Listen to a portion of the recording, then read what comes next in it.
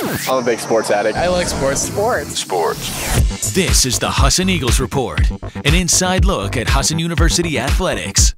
Brought to you by Dysarts on Broadway in Bangor. Show your ID card and receive 10% off your meal. Open daily till 8 p.m. Dysarts on Broadway in Bangor. Come eat. And on this Thursday morning report, we begin to focus in on Husson Eagles basketball teams, men's and women's basketball. We're going to talk over the next few minutes here with Coach Warren Caruso on the men's team, Coach Kissy Walker on the women's team. Both teams off to great starts. In fact, Warren Caruso's men's team now at 5-0 after getting a win 2 nights ago over the Thomas College Terriers and the first conference game of the year. So let's welcome in Coach Caruso here. Coach, good morning to you. Morning, Dale. We should, just as a way of introducing, where it's the first coaches segment for you guys of the season, this is your 19th year as head coach. Actually, 20th, yeah. Is it 20? Yeah.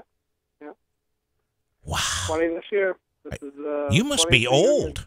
I am old. I've lost all my hair coaching these young guys, but I've enjoyed every minute of it. Wow. And how many years, I mean, you played for Bruce McGregor. How many years did he coach there? He coached 25. 26, I think, was his last. 26 years. And I played for 4 and then was his assistant for 6. Yeah. So I was with him for 10 of his 26 and 20 of my own. So this is my 30th year on campus. And so when it comes to coaching basketball there, so if it's 26 and 20, so for 46 years, basketball has been coached there by 2 guys. Yeah. And then Del Merrill before that. Yeah.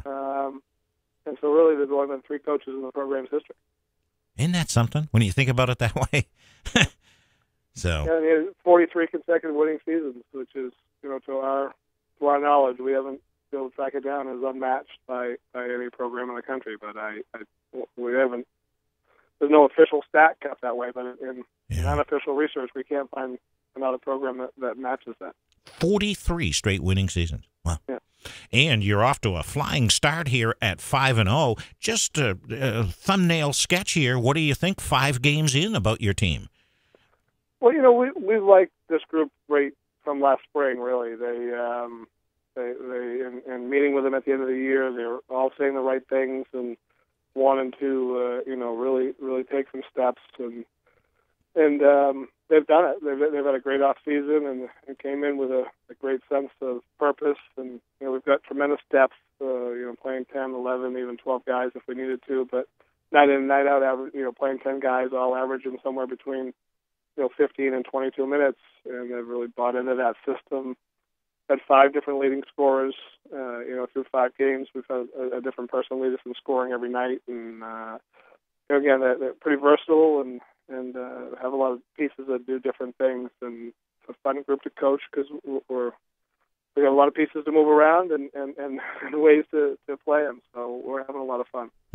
Yeah, that's the one thing I noticed, a lot of players getting PT, and as you say, a lot of different scores. I mean, nobody's scoring 25 a night necessarily or whatever. Everybody's kind of in the teens, right? Teens to 8 to 18 points. Yeah, the 10 guys that are playing, I think one, the low is averaging 5 and the high is averaging maybe 11.5 or 12, with 5 guys averaging in doubles. So, Brooks on Tuesday, Brooks Pauling, our senior, had 23 on Tuesday against Thomas, and that was the high of the year for anybody. So, we wouldn't be surprised throughout the year if 8 different guys led us in scoring on different nights. With the 10 guys that we're playing. In the North Atlantic Conference, we talked at the Open that you beat Thomas College there. You've got Maine Maritime on Saturday afternoon. By the way, we broadcast live our first Husson basketball games of the year, doubleheader starting at 1 o'clock. What about Maine Maritime? What about the NAC in general? What are your thoughts on the league? Well, certainly if you look at the success so far of some of the teams, we've played very good basketball. Castleton State beat a nationally ranked team in WPI and took Middlebury down to the wire. Farmington is kind of, after a slow start, put themselves together with a good win over St. Joe's last week, and I guess they're the prohibitive favorites with just about everybody back on their roster last year, and then getting a very key component in Pat Sumner back. Was a great shooting guard for them. I think Colby Sawyer has had a couple close games with Little League schools from the state, and I can't remember who the other one was, but they've played very well in their non-conference schedule, and we're off to a good start. I think I think those are the four teams that kind of rest at the top, and then Linden State I think is right there. We played in the championship game 3 years ago and got a good group this year. Johnson State will be much improved. NEC looks to be much improved. So, again, we talk about it every day. Every conference game means the same. It's a win or a loss in conference play, and there's never an easy night in conference. I think you watch the scores throughout the country. At some point in time, every conference game in the second half, is close, and how you handle those situations, dictate your success. And we certainly like the start we're off to, but it's a long road ahead, and our job and what we talk about every day is getting better each time we take the floor. And so far through those 7 weeks and 5 games, we're really pleased with the progress we've made. And so if folks want to get a chance to see the teams play at home, this will be the last time. Saturday afternoon will be the last time that you'll get a chance to see them at home until January. So this first semester, everything else will be on the road, and so we look forward to being over there to bring it to you live right here on 92.9 The Ticket. So, Coach, thanks very much for taking some time to join us. We appreciate it, and we'll see you on Saturday afternoon. Look forward to it, Dale. Appreciate it. That's Coach Warren Caruso, his men's team at 5-0. Let's swing to the women's basketball side, and Coach Kissy Walker is joining us next on our Thursday morning Husson Coaches segment. Coach, good morning to you. Morning, Dale. We were just talking with Warren about this is year number 20. Now, is this 20 or 21 for you? Well, I'm actually on 23. 23? Yeah. Wow. We go back a long way, don't we? Yes. Oh, it's amazing how time flies, huh? It just is.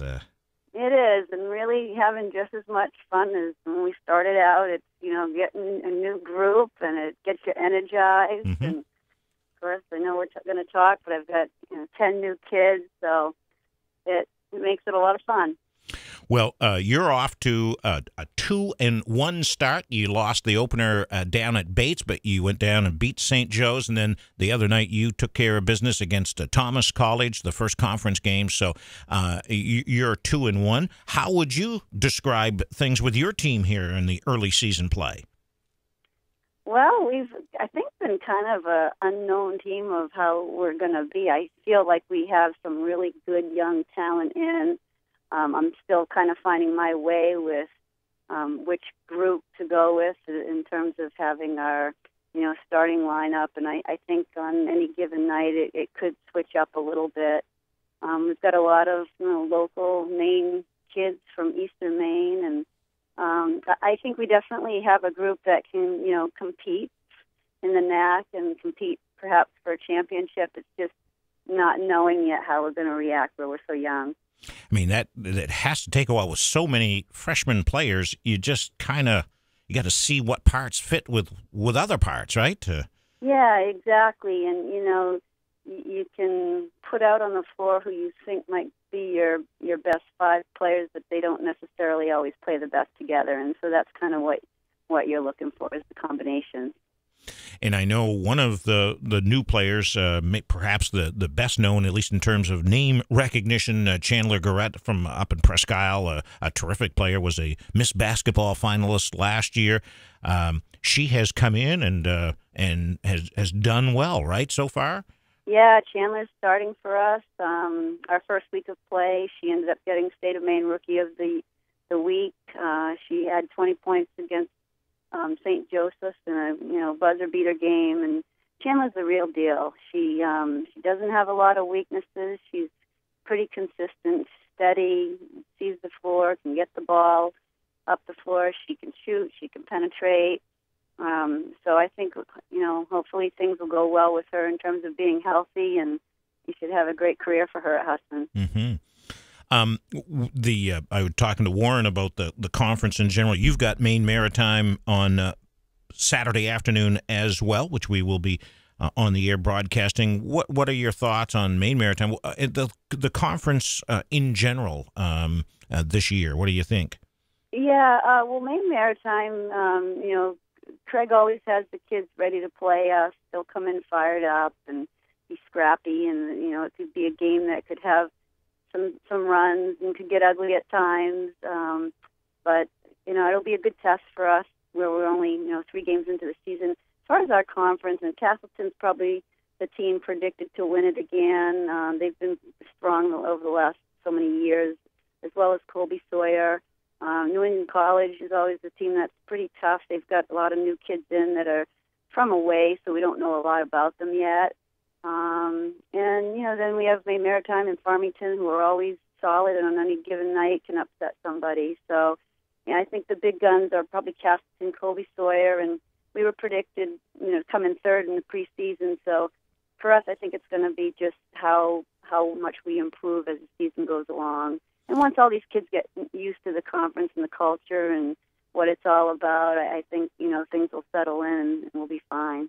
Yeah, and to be picked 3 with all those young players is kind of a sign of respect, I think, by other coaches, too, I would say, right? I hope so. I like to think so. And I'm sure some of them, know who some of the kids are that we have coming in. And we got a transfer from Machias, Myra Cruz, who is pretty well known just from what she did playing there. And, of course, we got Bangor locals this year with Danae Johnson at the point guard and Katie Brochu, another Bangor girl. But you never know what's going to happen. As you know, we lost Steph Comstock, who was senior forward from Bangor with a dislocated fibula. And but it's I think going to be hopefully a fun team to watch with all the local kids and Eastern Maine kids.